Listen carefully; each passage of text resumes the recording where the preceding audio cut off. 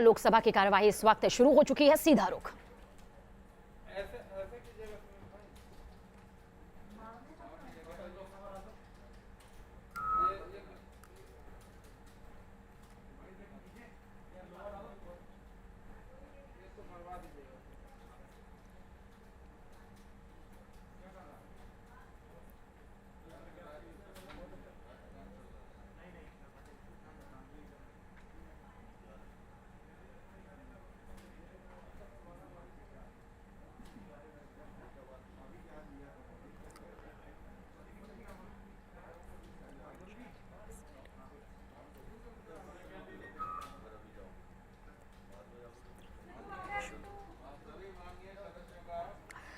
मूर्ति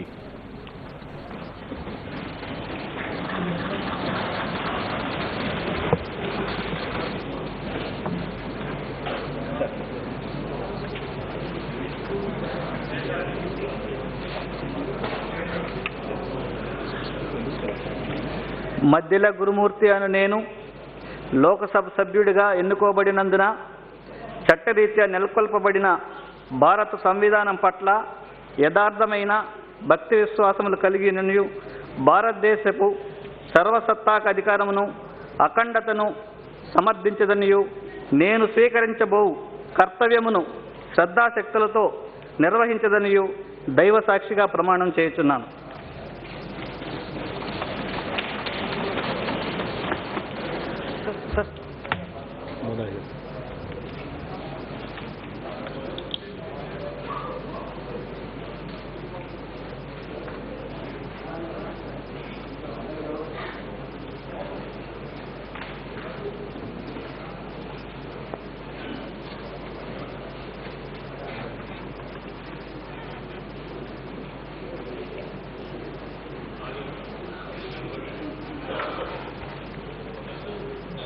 कर्नाटका श्रीमती मंगल Suresh Angadi.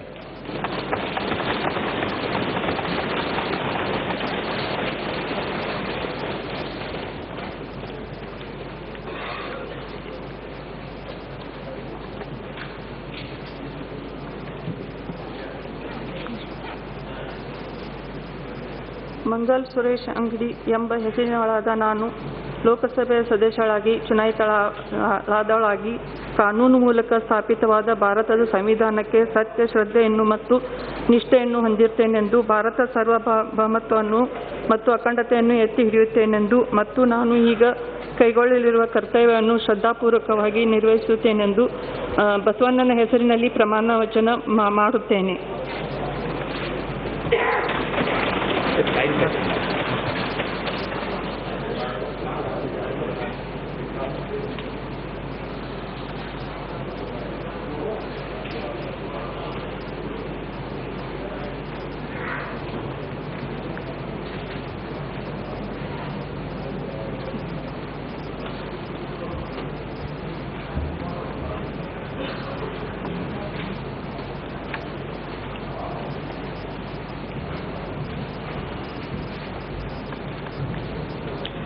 Kerala Shri MP Abdul समाद Samdani.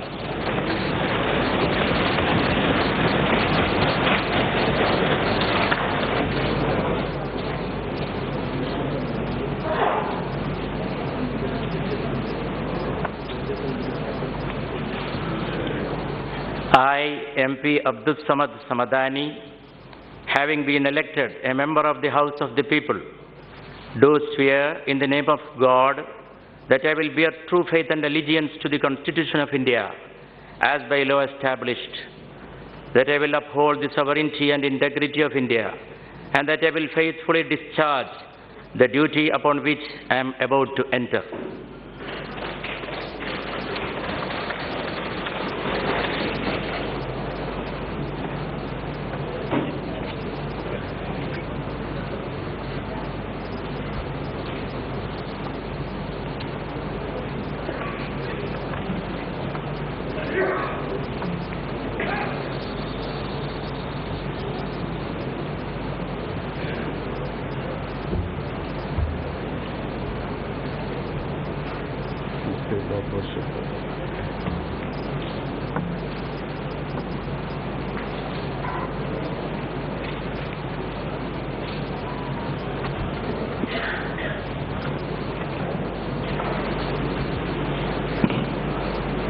Tamil Nadu Shri Vijay Kumar alias Vijay वसंत।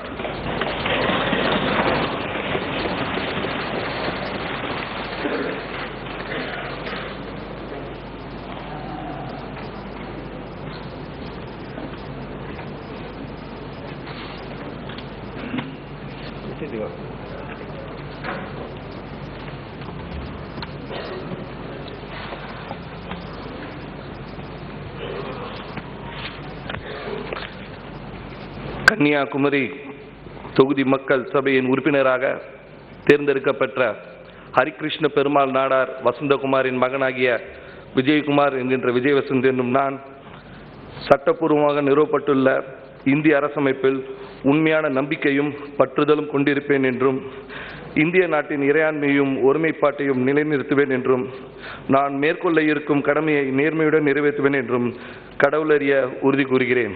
பெருந்தலைவர் காமராஜர் புகழ்வாக, ராஜீவ்காந்தி புகழ்வாழ்க. நன்றி.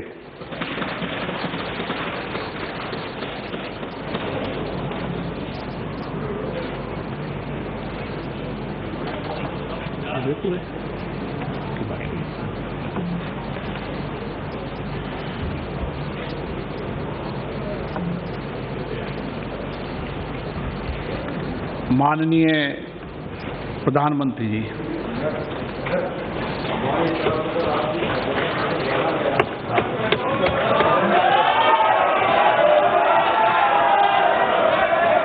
माननीय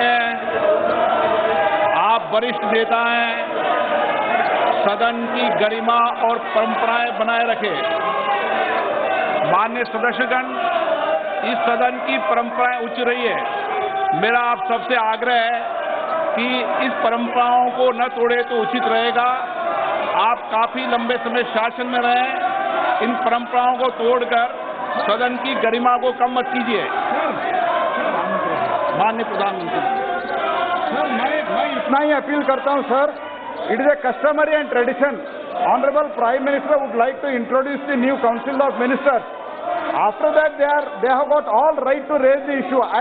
With folded hands, I appeal to them. Kindly allow the introduction by Honorable Prime Minister, new Council of Ministers.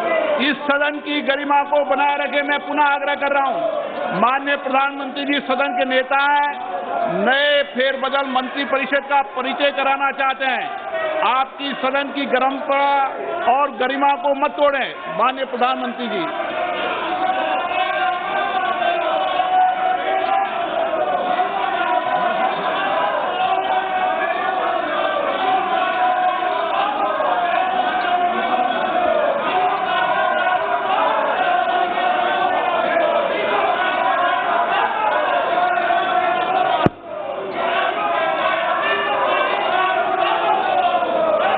माननीय अध्यक्ष जी,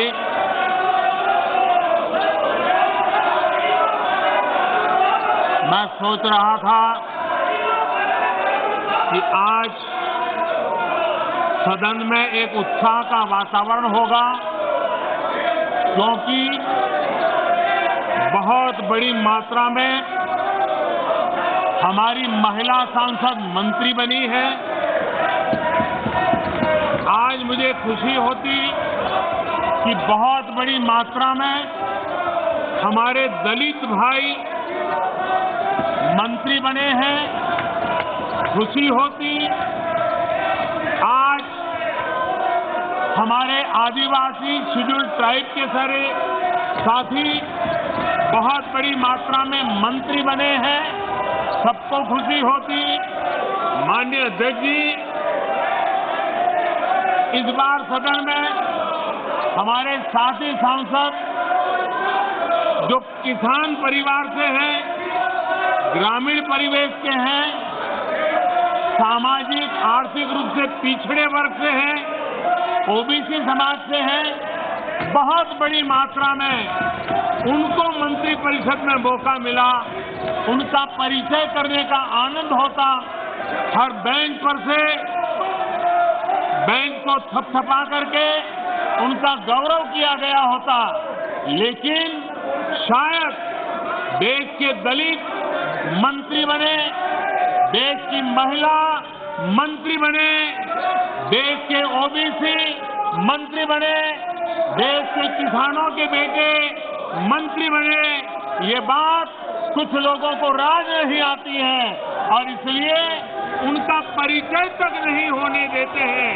और इसलिए माननीय अध्यक्ष जी, मंत्रिमंडल में नवनियुक्त सदस्यों को लोकसभा में इंट्रोड्यूस समझा जाए। माननीय सदस्यगण, माननीय मंत्री महोदय का प्रधानमंत्री जी परिचय करना चाहते हैं। मैं पुनः आपसे आग्रह करता हूं, सदन की गरिमा और परंपराओं को बनाए रखें। ये उचित नहीं है, आप सदन की परंपरा गरिमा को गिरा रहे हैं। माननीय सदस्य अपने अपने आसन पर विराजे। मैं माननीय प्रधानमंत्री जी से आग्रह करूंगा कि मंत्रियों और राज्य मंत्रियों की सूची सदा पटल पर रख सकते हैं। मैं पटल पर रखता हूं। निधन संबंधी उल्लेख, निधन संबंधी उल्लेख। अच्छा हो आप निधन संबंधी उल्लेख पर भी इसी तरीके से सदन में हल्ला करें। ये अच्छी परंपराएं मत डालिए आप। माननीय सदन के नेता, आप समझाइए इनको अच्छी परंपरा। निधन संबंधी उल्लेख, आप बैठाइए इनको अपनी अपनी सीटों पर।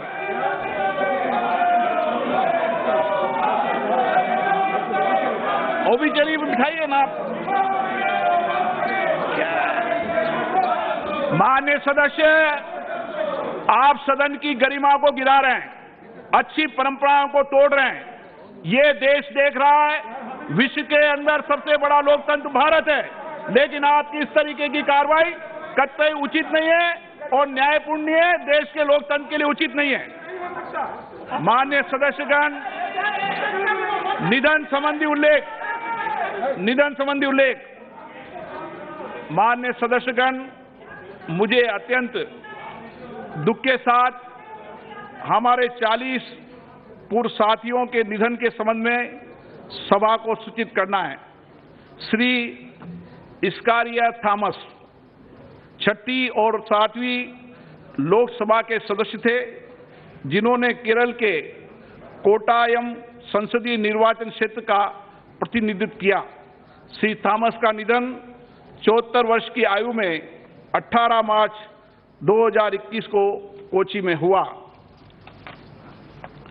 श्री हरि नारायण प्रभु 10वीं लोकसभा के सदस्य थे, जिन्होंने गोवा के पणजी संसदीय निर्वाचन क्षेत्र का प्रतिनिधित्व किया। वे इससे पहले 2 कार्यकाल के लिए गोवा, दमन और दीव विधानसभा के सदस्य और गोवा विधानसभा के सदस्य भी रहे। उन्होंने गोवा, दमन और दीव सरकार में मंत्री के रूप में भी कार्य किया।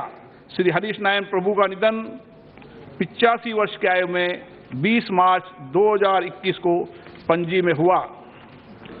श्री मुख्तार अनीस जी 11वीं लोकसभा के सदस्य थे, जिन्होंने उत्तर प्रदेश के सीतापुर संसदीय निर्वाचन क्षेत्र का प्रतिनिधित्व किया। श्री अनीस ने 4 कार्यकाल तक उत्तर प्रदेश विधानसभा के सदस्य के रूप में भी कार्य किया और साथ ही उत्तर प्रदेश सरकार में उप मंत्री के रूप में भी कार्य किया। मुख्तार अनीस जी का निधन 77 वर्ष की आयु में 30 मार्च 2021 को लखनऊ में हुआ। श्री श्यामाचरण गुप्ता ने 14वीं और 16वीं लोकसभा में उत्तर प्रदेश के बांदा और इलाहाबाद संसदीय निर्वाचन क्षेत्र का प्रतिनिधित्व किया। श्री गुप्ता वित्त, अधिनिस्थ विधान और सूचना प्रौद्योगिकी संबंधी संसदीय समितियों के सदस्य थे। उनका निधन 76 वर्ष की आयु में 9 अप्रैल 2021 को नई दिल्ली में हुआ। श्री दिग्विजय सिंह 7वीं और 8वीं लोकसभा के सदस्य थे, जिन्होंने गुजरात के सुरेंद्र नगर संसदीय क्षेत्र का प्रतिनिधित्व किया। श्री सिंह ने इकोलॉजी और पर्यावरण विभाग में उप मंत्री के रूप में भी कार्य किया। इससे पहले वे गुजरात विधानसभा में 2 कार्यकाल के लिए सदस्य भी रहे। श्री दिग्विजय सिंह का निधन 88 वर्ष की आयु में 3 अप्रैल 2021 को वांकानेर में हुआ। श्री अजमीरा चंदूलाल 11वीं और 12वीं लोकसभा के सदस्य थे, जिन्होंने तेलंगाना के वारंगल संसदीय निर्वाचन क्षेत्र का प्रतिनिधित्व किया। श्री चंदूलाल मानव संसाधन विकास संबंधी समिति और श्रम कल्याण संबंधी समिति तथा एमपी लेड संबंधी समिति के सदस्य थे। वे इससे पहले 2 कार्यकाल के लिए आंध्र प्रदेश विधानसभा के सदस्य थे। उन्होंने आंध्र प्रदेश सरकार में मंत्री के रूप में भी कार्य किया। श्री अजमीरा चंदूलाल का निधन 66 वर्ष की आयु में 15 अप्रैल 2021 को हैदराबाद में हुआ। श्री बची सिंह रावत 11वीं, 12वीं, 13वीं, 14वीं लोकसभा के सदस्य थे, जिन्होंने उत्तराखंड के अल्मोड़ा संसदीय निर्वाचन क्षेत्र का प्रतिनिधित्व किया। श्री रावत ने रक्षा राज्य मंत्री तथा साइंस और टेक्नोलॉजी राज्य मंत्री के रूप में भी कार्य किया। वे विभिन्न संसदीय समितियों के सदस्य भी रहे। श्री रावत इससे पहले 2 कार्यकाल के लिए उत्तर प्रदेश विधानसभा के सदस्य रहे और उन्होंने उत्तर प्रदेश सरकार में मंत्री के रूप में भी कार्य किया। श्री बच्ची सिंह रावत का निधन 71 वर्ष की आयु में 18 अप्रैल 2021 को ऋषिकेश में हुआ। श्री जगदीश सिंह राणा 15वीं लोकसभा के सदस्य थे, जिन्होंने उत्तर प्रदेश के सहारनपुर संसदीय निर्वाचन क्षेत्र का प्रतिनिधित्व किया। श्री राणा प्राक्कलन समिति तथा वाणिज्य संबंधी समिति के सदस्य रहे। इससे पहले वे 5 कार्यकाल के लिए उत्तर प्रदेश विधानसभा के सदस्य रहे। उन्होंने उत्तर प्रदेश सरकार में मंत्री के रूप में भी कार्य किया। श्री जगदीश सिंह राणा का निधन 66 वर्ष की आयु में 19 अप्रैल 2021 को सहारनपुर में हुआ। श्री श्याम बिहारी मिश्र 10वीं, 11वीं, 12वीं, 13वीं लोकसभा के सदस्य थे, जिन्होंने उत्तर प्रदेश के बिल्लौर संसदीय निर्वाचन क्षेत्र का प्रतिनिधित्व किया। श्री मिश्र खाद्य नागरिक आपूर्ति और सार्वजनिक